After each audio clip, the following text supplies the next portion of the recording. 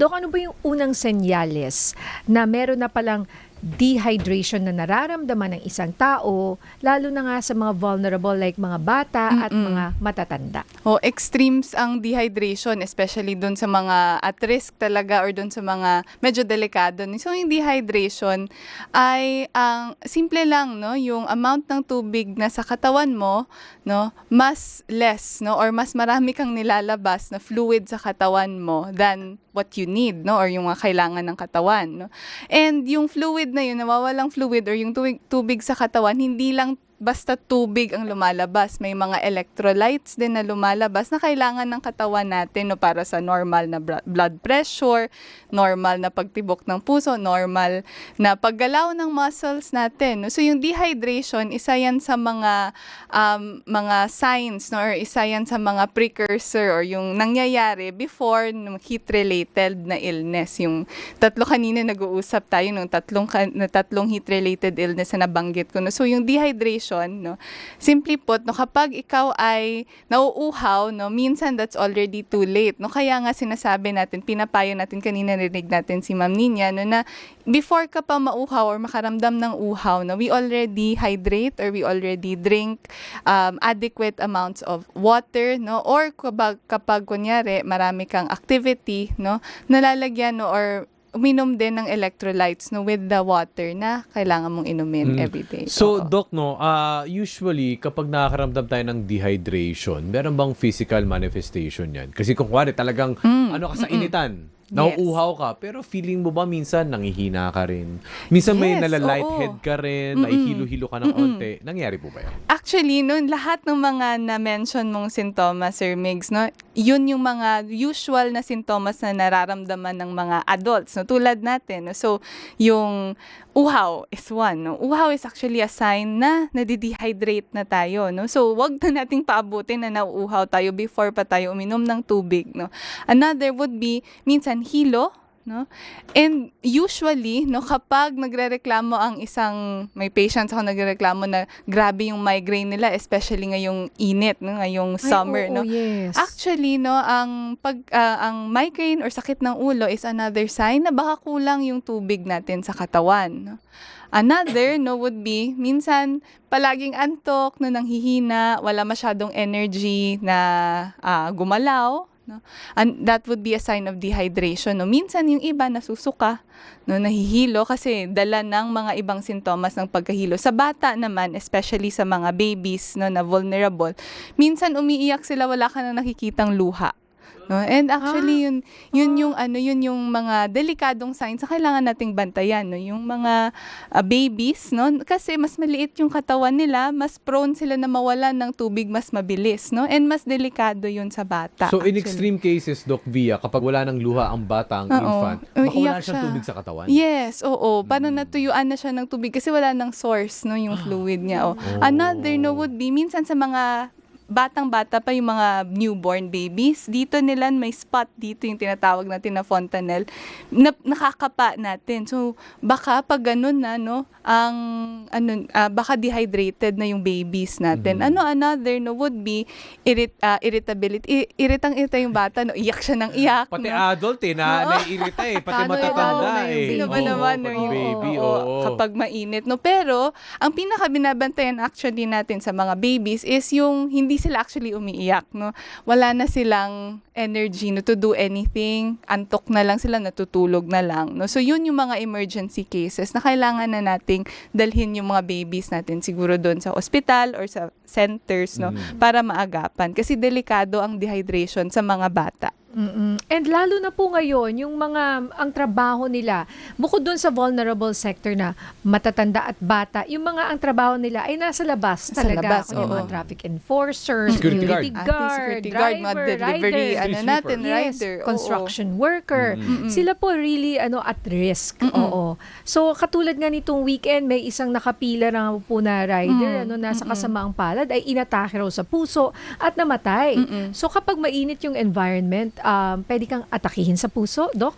Pwede, Miss Nina, kasi hindi lang tubig ang nawawala sa atin, no? Yung na-mention natin kanina, no, yung asin nawawala sa katawan natin, sodium, chlorine or chloride, no, na nawawala din yung potassium. Yung tatlong yun, no, ay kailangan, no, hindi lamang sa normal na function ng katawan natin, no, important yun actually, no, sa pag-regulate ng tibok ng puso, no, pag-regulate ng blood pressure, no.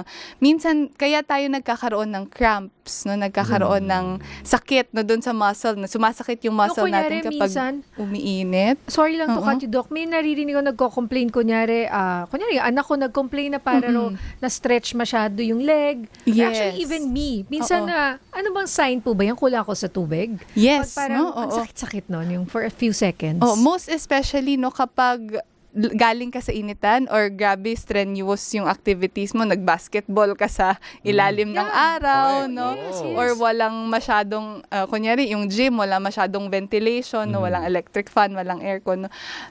Mas common, no, na nakikita natin yung heat cramps sa mga ganong sitwasyon, no? Tatlo yan silang heat-related na illness, no? Yung heat cramps, no? Yung heat exhaustion, tsaka yung pinakamalala sa kanilang lahat, yung heat stroke. No? Yung heat cramps, no, one sign yun na masyado nang dehydrated yung katawan natin. Nawala na tayo ng hindi lang tubig, electrolytes. No? Yung potassium actually is important sa muscles. No?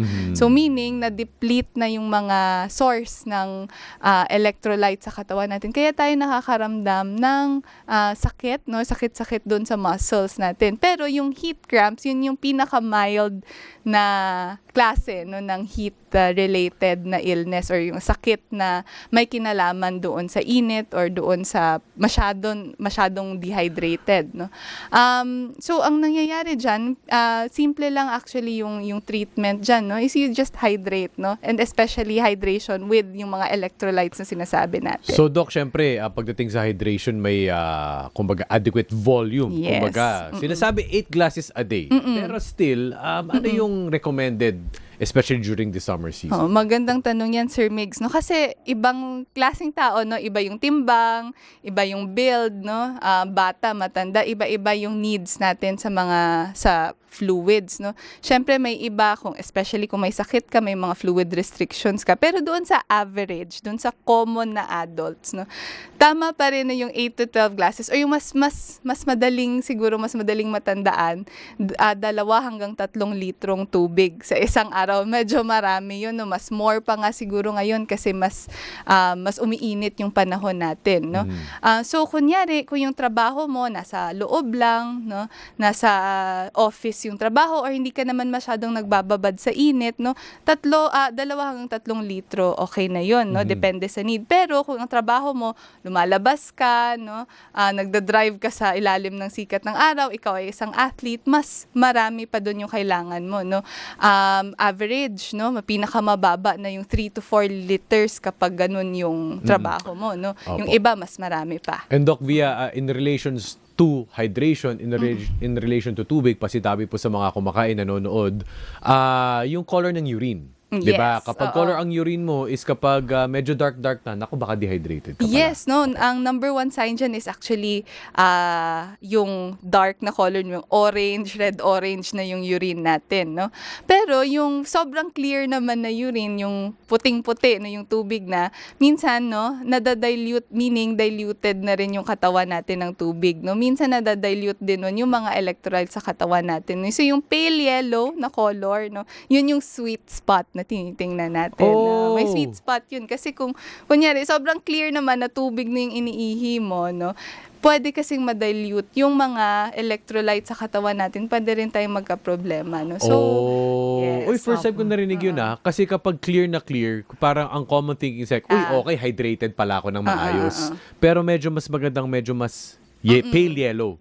Kasi apart from tubig lang talaga, no, kailangan din ng katawan natin yung electrolytes. Magkasama yun sila. Ano ibig sabihin ng walang color or over ka naman? Overhydrated ka, no? Pwede kasing madilute yan, no? Madilute ng tubig yung mga asin sa katawan natin. Pwede kang yung tinatawag nating hyponatremia, no? Yung wala masyadong asin sa katawan, wala masyadong sodium sa katawan katawan. Interesting. Okay. Yes. Speaking of cramps, Doc, kasi nga may mga naririnig ako na sumasakit. Ano ba sa Tagalog yung cramps, no? Yung parang Ako, hindi ako magaling sa sumasakit pag Tagalog. na-stretch mo. Meron Minsan bang kasi direct yung muscle translation? mo parang masakit, do.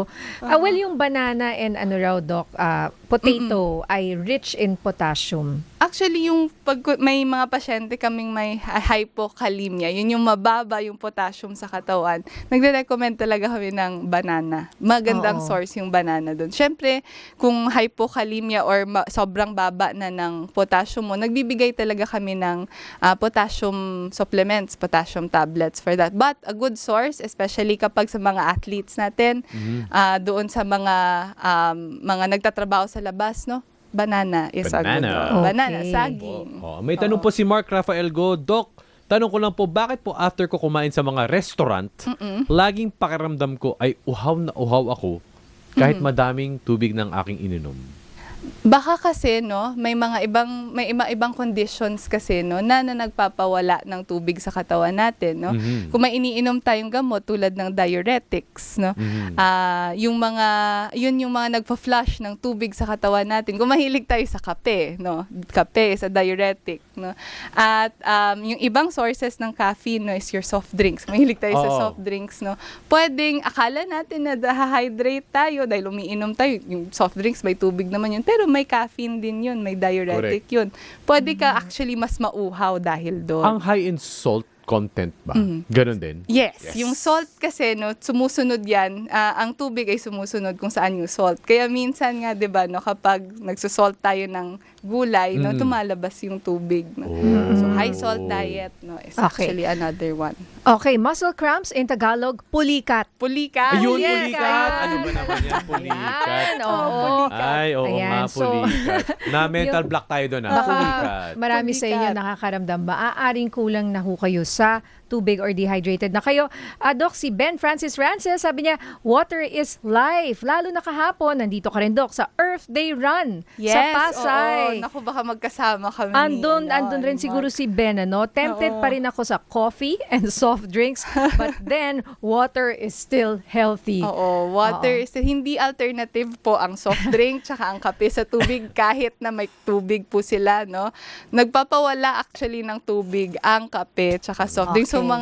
sa mga nag-Earth Day run po, uminom po tayo ng tubig. Hindi po mainit. substitute ang Mainit kape. Well, Doc, thank you very much for Thank your you. time and for your wisdom. Marami na naman po kaming natutunan. Mga nagtitext sa atin, Sara Concepcion ng LA, California, Maria Dulce Orate, nakikinig rin po ngayon. Sabi niya, pa-shout out sa pinsang kong si Ray at Zenny Ebreo. 50th wedding anniversary nila. Kahapon kaya ako umuwi ng Batangas. Hello sa mga Batanggenyo. Ayan, Doc, before we go, siguro last few words. Ako sa ating About dehydration. sa ating mga nagseserbisyon, sa ating mga kaserbisyon, no. Ngayong summer, no, importante ang hydration, no. Hindi po substitute ang iba-ibang klase ng juices or coffee, soft drinks, no, sa tubig. So gaya ng sinabi natin kanina na tubig is life, so pangalagaan po natin ang ating katawan, no? At wag po nating hayaan na tayo po ay mag-suffer ng dehydration para enjoy po natin yung summer natin. Thank you very much. Thank you very much, Dr. Via Galban, ang ating Doktor Serbisyo. Mabuhay kayo, Doc. Thanks for your service. Thank Miss you. Nina, Sir Meg, salamat po. Thanks, Doc.